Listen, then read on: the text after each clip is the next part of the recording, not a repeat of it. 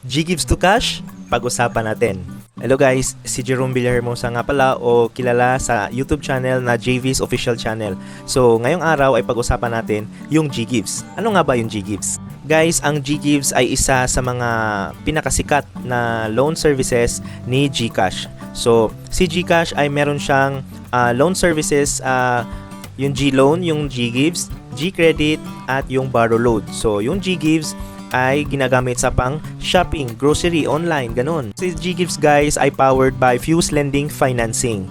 So sila yung nagpo-provide ng loan. So ginagamit nila yung GCash app para makapagbigay serbisyo or makapagbigay ng loan sa mga eligible na account holders. Pwede kang offeran from 3,000 up to 100,000 pesos. Alam nyo ba guys na ang Ggives ay pwede ring ma-cash out? Ggives ay magagamit sa grocery store, department store, pharmacy at yung mga merchant sa ating sa mga may mga physical store na pwede mo siyang gamitin guys as pambayad. Alam nyo ba na pwede din itong maging cash?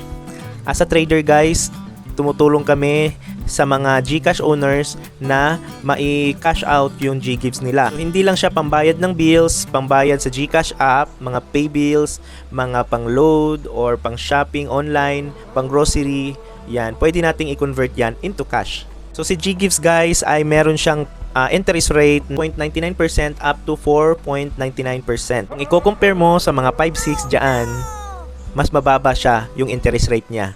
At ang kagandahan pa ni Ggives guys, once na nakapag-loan kayo, meron kayong loan kay Ggives, example 24 months to pay, pwede nyo siyang gawing 1 year to pay or pwede nyo siyang i-advance. Example, yung na agree mo or na permahan mo na kontrata sa GCash app ay 24 months, pwede mo siyang i-advance payment.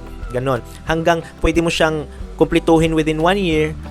Ang good news dyan guys ay meron kang interest cashback. So nangyari sa akin yan. Nag-loan ako dati ng parang 30k sa Ggives. So imbis na 18 months to pay ay ginawa ko siyang 6 months to pay. So yung remaining months na hindi ko nagamit or hindi na-reach at na-pay ko na siya in full ay ibinalik ni GCash after maybe 2 to 4 weeks ganun. Nakalimutan ko na pero ibabalik nila yung interest charge na hindi nagamit. Yun yung maganda doon. Sa mga nagtatanong, sir, wala pa akong Ggives, paano ba eligible sa Ggives? So gamitin nyo lang lagi yung GCash guys, lagyan nyo ng laman, mag-open kayo ng GSave account, maglagay kayo ng GFunds, kahit 100 pesos, pati sa GSave, ay magkakaroon na kayo ng Ggives. Ayan, so ang pinaka-key dyan ay keep using GCash daily. Ganon. Cash in, cash out, ganon. Pay bills, monthly, mga buy load. Gamitin mo lahat ng services dyan sa GCash app. So, hindi tatagal, magkakaroon ka ng offer sa Ggives. Dalawa po yung pwede nating i-cash out dyan guys. Ggives at GCredit. So, mabilis lang yan yung process natin. Kung video call process, nasa 5 to 15 minutes. Ganon.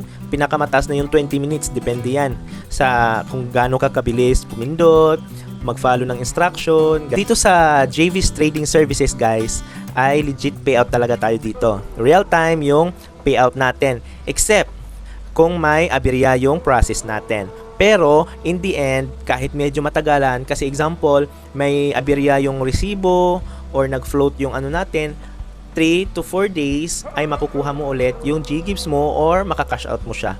So, i-confirm lang natin sa biller or sa merchant yung binayaran natin. Process pala guys ay kung magpapakonvert kayo into cash, kailangan namin ng valid ID at yung nagpapatunay na sa inyo yung GCash account.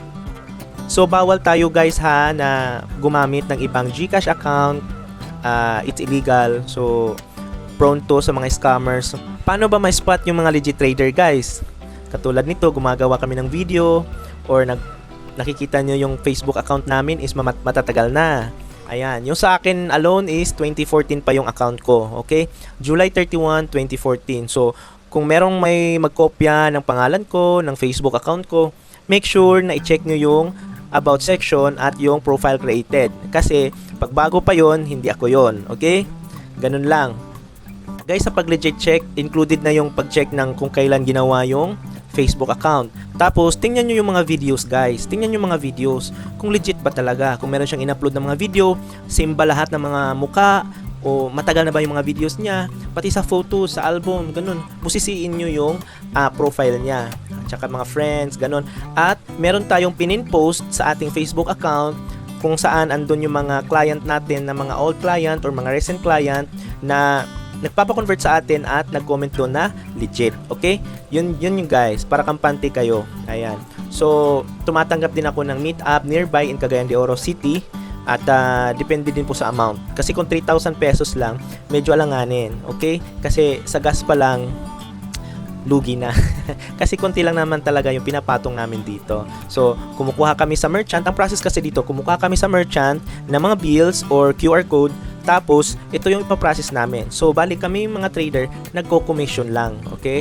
At yung commission namin, sapat lang sa pang-araw-araw. So, kahit maliit, kung marami naman kayo, the more, the merrier. Ganon, di ba? Kung legit naman tayo, subok na tayo, di ba? Dadami yung clients natin. So, background lang pala, yung pag-start ko ng pag-trade is last year, 2024, April. So, ayan, April, nag-start na ako mag-trade. Ayan, so, malakas ako sa GGives talaga ever since kasi yung video ko sa YouTube ay nag-viral siya. So, doon ako nakakuha ng maraming clients sa aking YouTube channel, JV's official channel. So, itatag ko lang yung link dito sa posted video natin or sa comment section para makita nyo. Okay? So guys, hindi lang po GGives yung tinitrade natin, kundi nagtitrade din tayo ng Revi Credit, Revi Credit, credit card, limit to cash. Ayan, sa mga hindi pa marurunong mag-cash out ng kanilang credit limit, ayan, free kayo.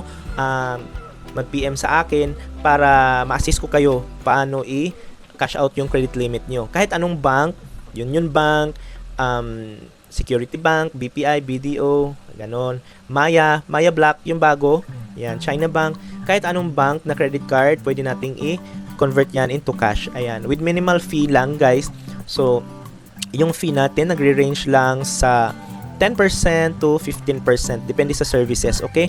Kasi, example sa GGives, yung bigay ko is, depende din. 15%, 14%. Lalo na pag mga regular client, binibigyan ko sila ng pa-discount. So, meron pa credit card limit to cash, home credit, kwarta. So, yung home credit card, di ba sa loan app, makikita mo sa kanilang application na home credit, kwarta, or credit card. Meron. Ganon. Pwede yun ma-convert. Pero yung product loan, guys, hindi yun pwede. Atomic card, guys, pwede din nating ma-convert. Yan. Malalaki yung Atomic natin. So, pwede nating i-convert yan. So, 10% to 15% din. Depende yan sa availability ng bills or kung saan ako kukuha ng payment link. Ganon. So, G-Credit, meron din tayo 10%. Ayan. So, meron din tayo, tumatanggap din tayo ng mga unverified account transfer to any bank. Okay? Unverified GCash, Maya, ganon. Pwede nating i-cash out yan. Yan. So, PM lang kayo guys for more information para ma-assist ko kayo agad. Okay? So, take note lang guys, hindi tayo nagpa-process kung kulang yung requirements. So, anong purpose sir? Anong purpose? Bakit kukunin nyo yung requirements? Kukunin nyo yung valid ID namin?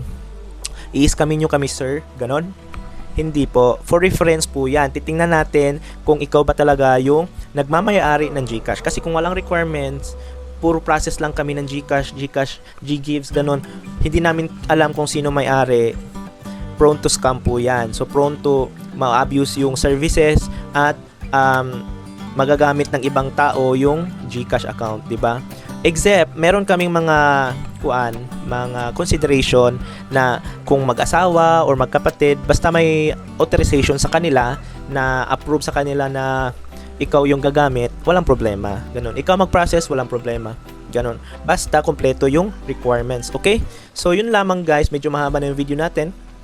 PM lang kayo guys about sa GGives, about sa ibang services. Meron din tayong Skyro nga pala, additional na sa ating services. So, meron ngayon, medyo marami ngayon yung GGives, credit card limit, Atume, yan. Home credit, pa isa-isa meron din. So, guys, PM lang kayo, available tayo everyday, open tayo everyday. So, lalo ngayon, first week, marami tayong bills, maraming merchants. Pero mga second o third week, nagkakaubusan na naman yan. So, make sure na mag-PM kayo agad-agad para ma-assist ko kayo. Okay? So, ready na yung funds natin. 100k, 200k. para sa funding namin at PM lang kayo guys. Maraming salamat guys. Please do subscribe, follow guys kung saan nyo man ito nakikita, sa YouTube man or sa Facebook. Maraming salamat guys. God bless everyone. Have a nice day.